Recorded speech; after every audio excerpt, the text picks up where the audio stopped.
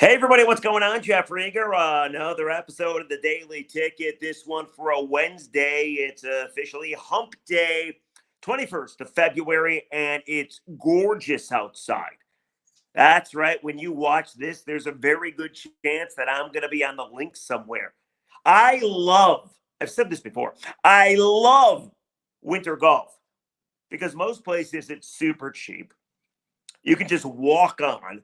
It's like 20 bucks. You get a little exercise, you carry your own bag, and golfing in shorts or pants, just golfing in February. Doesn't that mean that we're going to have a great March? Doesn't that mean we're going to have a great April? Doesn't it mean that all the weather ahead is going to be awesome? I think that's what it means. There's nothing better. There is nothing better, at least in my mind, than stealing a couple of rounds of golf in February. And we've done it now like 5 times this month. Best February ever. Ever. Here's the one thing I really hope happens. If I could choose there to be good weather, whether it be March, whether it be April, I'm going to choose late April. You know as well as I know that we get some pretty shitty weather going into May. How many Tiger games have been rained out or it was snowing in late April? I just hope we get picture perfect weather in late April. Why? Because the draft's going to be downtown. And please do not give us one of those 25, 30-degree day where it's just raining the entire day. No doubt Detroit will show up. Lions fans will still show up. They'll just bring their umbrellas. But please, can we get some good weather? We deserve some good weather for the NFL draft. But yes, can't wait to get on the links. Anyway, how's everybody doing? Couple days before the weekend. I have been following the Tigers in spring training rather closely. I do want to talk to you about Javier Baez. When he plays bad, he's Harvey. When he plays good, he's Javi. Our afternoon show, Mike and Rico thought of that one. Harvey Baez when he goes 0 for 4, swinging at a whole bunch of sliders outside of the zone. I also, later on in the podcast, I have some comments that are heartbreaking from NBA All-Star Tyrese Haliburton. They are heartbreaking. I'm going to play these comments for you. I was heartbroken. And they're kind of mocking the Pistons. So we'll get to that momentarily. But with spring training being in session, apparently Chris Ilitch, the owner of the Tigers, was at spring training yesterday talking to Scott Harris and, of course, AJ Kinch. And apparently he decided to talk to the team as well. That's an annual thing. But I think there's been a lot of attention put on the young guys. Green, who's in great shape, or Parker Meadows, or Spencer Torkelson, or Colt Keith. And I've been the one guy banging the drum that the Tigers should go out and sign a free agent that could really help them. I mean, I've done these podcasts before, whether it be JD Martinez, Cody Bellinger. They're out there. I don't think the Tigers are going to do it. Scott Harris already said, nope, we are committed to the young guys on our teams. AJ Hinch was saying the other day, he said, listen, young is not bad. These young guys have to realize they belong, and that's the only way we're going to win. So they're not going to go out and get a free agent, even though I want them to. But there's one guy that could help this team's offense. Because, again, I don't think they have enough offense. And while maybe Scott Harris isn't looking at the division as winnable, I am. You haven't won a division in 10 years. You haven't been to the postseason in a decade. Tiger fans deserve it. I know Scott Harris has only been here now 2 years. I don't care. It's not about him. It's about you. You want to go to the postseason. There is such a thing as having your cake and eating it too, is there not? You could sign a Matt Chapman, have him play third base every day, go to the playoffs, all while still developing your young guys, and the Tigers have a very good farm system. But whatever, it's not going to happen. I'm going to stop talking about it. It's my dream. It's not their dream. It's my idea. It's not apparently their idea, despite the fact that they are $10 million under last year's payroll. But whatever. But as I was saying, there's one guy on this team that if he actually rounds into form, he could act as a free agent acquisition, and that's none other than Javier Baez. Javier Baez has been absolutely putrid for the Detroit Tigers in his first couple of years. We all wanted Carlos Correa. Al Avila went out and got Javi Baez. We're led to believe that what? They didn't want to meet the demands of a guy like Correa, who, by the way, isn't killing the baseball a ton more than Javi, but he's definitely seems like a better leader. First thing you heard about is having dinner with the team, telling them about playoffs, having meetings with the coaching staff and the manager. Like Carlos Correa seems like he wants to win. He seems like a dedicated individual. And even though he's not the same guy that we saw in Houston, he's without a doubt better than Javier Baez, and that signing would have been better. But you know what it is. You get it. He's also been injured, I guess. So Correa's not here, but Baez is. And Baez has been brutal. I mean, there's no other word for it. Absolutely brutal first couple of years as the Tiger. So much that we were praying to whoever you pray to that he would opt out. But he's not Eduardo Rodriguez. Eduardo opted out, and the Tigers were left with nothing. Javier Baez is like, no, I've sucked the last 2 years. Yeah, I'm going to opt in because I want to continue to get paid $25 million a season. Do you know that the Tigers owe Javi $100 million over the next 4 years? So if you find a way to make that guy good again, or even a hell of a lot better than he's been, it could act as a free agent acquisition. So Javi Baez spoke to the media, and I want to read you some comments, and then I want to give you a very unpopular opinion. This comes from MLB.com. Jason Beck has covered the team for us such a long time, does a great job. And in this article, it says Javi hoping to pick up the whole team with the rebound in 2024. Apparently, Javier Baez in spring training has taken Miguel Cabrera's locker. Miggy always had a locker, looked to be as the leader of the team, and now Miggy has retired. He's playing in Venezuela. So Javier Baez makes sense. Taking over Miggy's locker because Miggy was the highest paid Tiger for such a long time, and now Javier Baez is the highest paid Tiger. So here's what he had to say. This was back on Friday morning. Quote, yeah, that's kind of weird getting his locker, unquote. AJ Hinch said, other than Miguel Cabrera, nobody gets more attention on this team by our dugouts from fans every time he steps on the field than Javi. AJ said that last season. Mind you, Javi got demoted a couple of times last season. Not to mention he got benched a couple of times as well. And he had a bottom 3 OPS in all of baseball. He was dreadful. He was absolutely brutal. Javier Baez has $98 million owed to him. He's got $25 million owed to him this year. And here's what Baez said, quote, there's a few veterans here. There's a lot of young guys too. They like to listen and learn from the others. I think I do a good job staying close to them and around them. So hopefully I'll play better this year and I can pick up the whole team.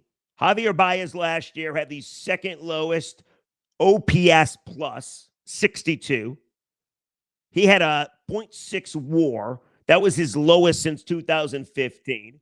He ranked near the bottom of Major League Baseball hitters in chase rate, first percentile, walk rate, third percentile, and batting run value, fourth percentile. All right? Javier Baez was dreadful. Absolutely awful. But maybe there's a reason he was so bad. Here's a quote from Baez. This offseason, I was working on my low back and my core, which I feel like I wasn't using the right way last year. It's been feeling pretty good. We'll see how it goes now that we're going to start. Baez also said, I'm going to be out there as long as I can, no matter what's bothering me. I'm trying to be smarter this year if something's bothering me, just to speak up and take the day off if I need it. But I feel really good right now, and I'm in pretty good shape. We'll see how it goes when the full squad workouts start, but everything looks pretty good. All right, so in those quotes that I read you, Javi talked about maybe talking to the young guys, leading the young guys. He talked about being fully healthy, or dare I say, the best shape of his life, because that's what they always said about Miguel Cabrera when he was reporting for spring training. But more than anything else, I think Javier Baez can rebound substantially. And let me tell you why. Because I don't think he's washed up. He's 31 years old, and I understand he's a fan favorite to bitch at, right? People love yelling and screaming at Javier Baez. People love calling the ticket and saying Javi sucks. I get it.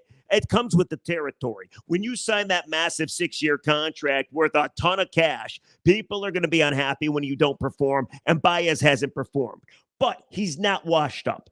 I look at Albert Pujols down the stretch, and I know he had a final great 3 months. He was washed up. I look at Miguel Cabrera down the stretch. He was washed up. Ryan Howard down the stretch, washed up. Joey Gallo currently washed up. When a hitter gets to his mid-30s, even early 30s, sometimes they start to lose it. They can't hit anymore to save them life. I don't think that's Baez. I don't. I think Baez's biggest problem is he's not motivated enough.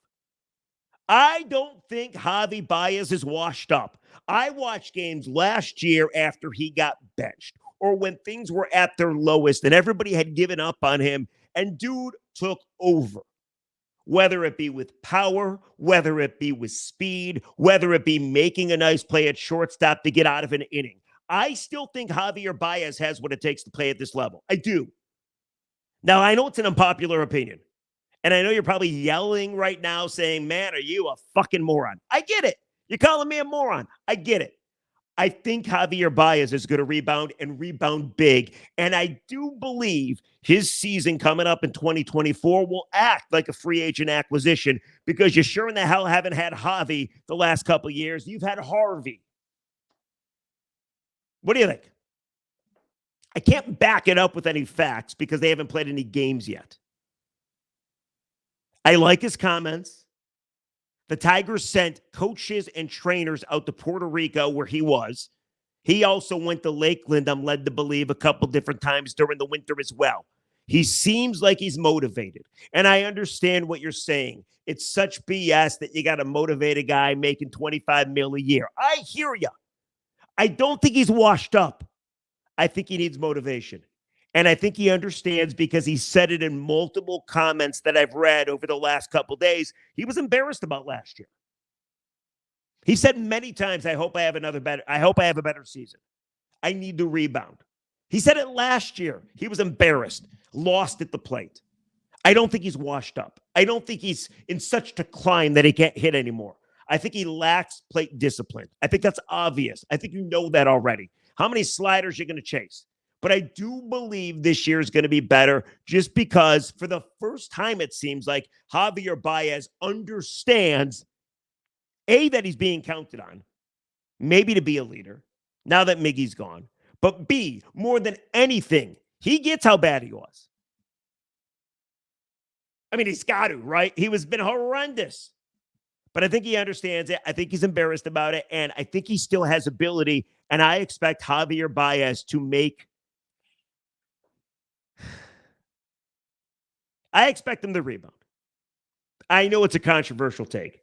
I know you're probably laughing right now. I know you're going to keep this as a receipt when it doesn't happen. But I want to hear from you. Have you given up fully on Javier Baez? What do you think? I mean, dude had one of the worst OPSs in all of baseball last year. Him and Tim Anderson. Tim Anderson before last year was like one of the best shortstops in all of baseball. Now he's looking for a baseball team. He was horrendous last year. I kind of believe a lot of that had to do with the team he played on. The Chicago White Sox are a freaking train wreck. I think Javier Baez and Tim Anderson both rebound. And I think they rebound significantly. And I expect Javi, you want to go batting average, give me 260. You want to go homers, give me 24. You want to go OPS, give me high 700s. I think Javi's capable. I'm pulling my neck on the line. I realize I'm going to probably made to be a fool. But let me know. Comment section. What do you think? Have you already given up on Javier Baez? The answer I'm probably going to get is yes. And I understand. I do. I think he's going to rebound. Nothing better than calling me a moron, right? So start it right now in the comment section. All right. Before we go, though, I wanted to give you this, too, because this broke my heart. Tyrese Haliburton. Are you familiar with him? Plays for the Pacers. Indiana, currently the 6th team in the East. Tyrese Haliburton was available for the Pistons back in the 2020 draft. That was Troy Weaver's first draft. Tyrese Haliburton's a two-time All-Star. Tyrese Haliburton leads the league in assists with 11.9 assists a game. Tyrese Haliburton scores like 21, 22 a game. Tyrese Haliburton is a walking double-double, and he wanted to come to Detroit. He sat down with the Bleacher Report because the All-Star game was over the weekend in Indy. Haliburton, of course, plays for the Pacers. And he sat down with the Bleacher Report to do a long 45-minute interview. And the interviewer asked a couple questions about where he thought he would get drafted. And take a listen to his response. This breaks my heart. The teams that passed on you, was there one that felt the most personal? For sure, Detroit. For sure, Detroit. I knew they needed a point guard. And so in that moment, I already felt like I was the best point guard in the draft, but LaMelo was kind of, touted as the number one guy. So he got drafted, and now I'm like, okay, it's got to be me. So the Pistons, I'm like, you need a point guard. It's got to be me. You know what I mean? And then I remember looking at my agent he was behind the camera. He was like, and I was like, what is this? Like, they're not picking me? And then there's, flashed up Killian Hayes, whatever. And I'm like, what? And in that moment, I was just I was frustrated, but I knew that the Kings were my floor, and I keep my expectations low. Like, if I would have got drafted, I probably would have been surprised but still in the moment, I was just angry. Like, I was like, what do you mean they're not, like, they need a point guard and they're not picking me? Yeah. So that one definitely felt the most personal, no question. Yeah. All right. So my favorite part about that cut was he's like, they drafted Killian Hayes? What? I mean, Tyrese Haliburton and all of Detroit were essentially doing the same thing. Now, of course, the Kings ended up taking Haliburton. They eventually traded him to the Pacers. But Haliburton wanted to be here. He wanted to be here. How's that make you feel? Kills me. Instead, you took Killian Hayes, who was no longer on this team, who had to be released because Troy Weaver couldn't even trade him away. Nobody wanted him. Troy's like, you can't shoot. Troy drafted him anyway. Oh, that kills me. Tyrese Haliburton is one of the more electrifying players in basketball, and he wanted to be a Piston. But I got more for you. So since he said he wanted to be a Piston, since he said he thought the Pistons were going to draft him, is there a little extra juice when he plays Detroit? Listen to this cut. Is there anything that you look to prove if you're playing them, or is it just something that you feel like happened and you moved on? I mean, I'm good. I love my situation. Yeah. And they got the number one pick the next year, and they picked Cade, and it's, I think that's worked out for them to get Cade. So, sure. Yeah. Yeah, I think there's definitely that game. There's some added juice for me personally. But I would love to see them do well. Cade's a good friend of mine, so I would love to see him and the team do well. But yeah, there's definitely some extra juice in that game for me.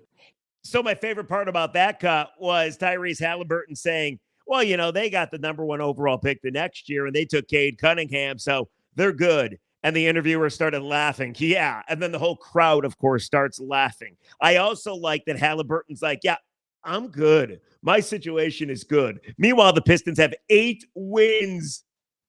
8 wins as the second half of the season is about to start up. I don't know how you get over those comments. I don't. I was talking on the radio. I think it was on Monday. I played those comments. I think every Detroit fan has that example of a draft day decision where Detroit took a guy that they should not have, and a guy behind them absolutely has made them regret it. I think Tyrese Haliburton and Killian Hayes is definitely one of them. I think Stanley Johnson and Devin Booker is definitely one of them. What about Luke Kennard and Donovan Mitchell? Those are 3 basketball ones. Eric Ebron took. You could have had Aaron Donald. Terry Fair you took. You could have had Randy Moss. Philip Zadina you took. You could have had Hughes. I think we all have our examples. Maybe one of these days I'll compile a top 10 list of the worst draft decisions, considering who you could have had and who you actually selected. But yes, Tyrese Haliburton, one of the more electrifying players in the NBA, wanted to be a Piston, wanted to be your point guard, and of course, Troy Weaver passed on him. Oh, Just heartbreaking comments. They kill me. He's such a good player, and you could have had him. You know, I was watching the three-point shooting contest over the weekend, and they put Donovan Mitchell and Tyrese Haliburton back-to-back in the three-point contest. And I'm thinking to myself, they are trolling the Pistons right now. The NBA is trolling Detroit. Two guys you could have had. Two guys that could have totally resurrected the team. And instead, you have 8 wins. And those guys are playing elsewhere. I mean, Devin Booker walks around repping Detroit everywhere he goes. He went to the All-Star game over the weekend, and he was wearing a Steve Yzerman jersey. Dude wants to be in Detroit so bad. He could have been. Of course, you passed on him. Now, that wasn't a Troy Weaver move. That was a Stan Van Gundy move, but still, what are you going to do? I don't want to bring down your Wednesday, but man, those comments really broke my heart by Tyrese Haliburton. He wanted to be here. I wish he was here. He's such a good player. We've gone too long today, so I'll get to some comments tomorrow. There's some really good comments about Jared Goff, if he's worth $50 million a year. That was yesterday's podcast. So we'll do those tomorrow. In the meantime, enjoy the rest of your Wednesday. Hit me up in the comments. What about Javier Baez? Does he have the ability in your mind to resurrect his career, or am I just full of it? Also, Tyrese Haliburton wanted to be in Detroit. What is your all-time awful Detroit draft day decision? I gave you a couple. I know everybody has one they'll never forget. What's yours? Let me know. In the meantime, we'll do comments tomorrow, and I'll say goodbye to you, and we'll catch you tomorrow on a Thursday. See ya.